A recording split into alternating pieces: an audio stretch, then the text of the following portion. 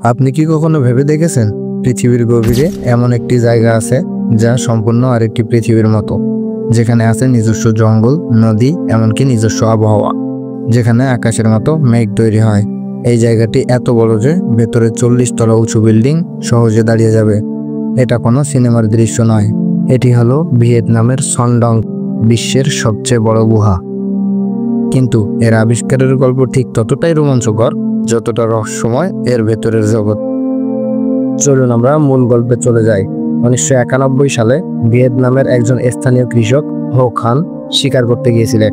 ঘন জঙ্গলের মধ্যে হঠাৎ শোনা গেল বজ্রপাতের মতো গর্জন, কিন্তু আকাশে কোনো মেঘ নেই। শব্দটি আসছিল এক বিশাল কালো গর্ত থেকে, যার ভেতরে তীব্র হাওয়া বইছিল। ভয় আর কৌতূহলের মধ্যে তিনি খুব বেশি ভেতরে যাননি, কিন্তু এই জায়গাটি তার মনে গেঁথে যায়। বছর কয়েক পরে তিনি ব্রিটিশ কেভ রিসার্চ টিমের সাথে পরিচিত হন এবং তাদের এই রহস্যময় গর্তের কথা বলেন।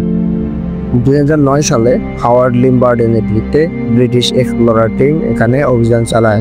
অভিযান শুরু হয় জঙ্গলের ভিতরে কয়েক ঘন্টা হেঁটে পাথরের দেয়াল বেয়ে নামার মাধ্যমে।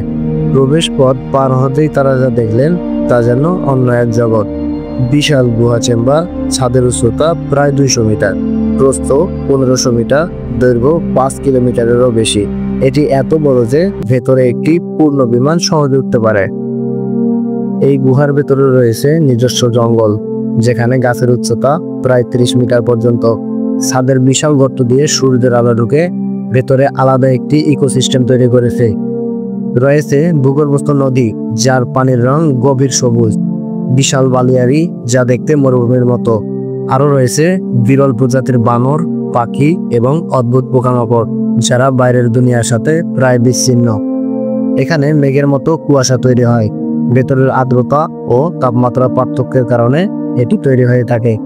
বিশাল স্টালাগমাইট ক্যালসিয়াম কার্বনের জমে তৈরি হয়েছে বিশাল প্রাকৃতিক স্তম্ভ, যা বিশ্বের সবচেয়ে বড়গুলোর মধ্যে একটি। বিজ্ঞানীরা মনে করেন গুহাটি 20 থেকে 30 লক্ষ বছর আগে চুনাপাথরের ক্ষয় ও নদীর শক্তিতে তৈরি হয়েছিল। ভূগর্ভস্থ নদী ধীরে ধীরে পাথর ক্ষয় করে এই বিশাল গহ্বর তৈরি করেছে। গুহার কিছু অংশ এখনো অনাবিষ্কৃত, সেখানে প্রবেশ করা কঠিন। ধারণা আছে ভেতরে এখনো অজানা প্রজাতি থাকতে পারে, যা এখনো পৃথিবীর কোনো জায়গায় দেখা যায়নি। 2019 সালে এখানে প্রথমবারের মতো 3টি স্ক্যান চালানো হয়, যাতে এর বিশালতা আরও ভালোভাবে বোঝা যায়। সনডং কেভ ভ্রমণ করা সহজ নয়। প্রতি বছর মাত্র সীমিত সংখ্যক পর্যটককে এখানে প্রবেশ করার অনুমতি দেওয়া হয়। ভ্রমণে লাগে প্রায় 1 সপ্তাহ, যার মধ্যে 4 দিন গুহার ভেতরে কাটাতে হয়।